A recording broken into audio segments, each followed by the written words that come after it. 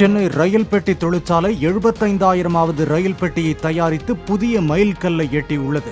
1955ஆம் ஆண்டு நிறுவனம் தொடங்கப்பட்ட பின் 1957-58ஆம் ஆண்டில் 74 ரயில் பெட்டிகள் தயாரிக்கப்பட்டன. ஆண்டுக்கு சராசரியாக 3000 பெட்டிகள் வரை உற்பத்தி செய்யப்பட்டு வந்த நிலையில் 68வது ஆண்டில் புதிய சாதனையை படைத்துள்ளது. இதையொட்டி ஊழியர்கள் மற்றும் அதிகாரிகளுக்கு பொது மேலாளர் சுப்பாராவ் பாராட்டு தெரிவித்தார்.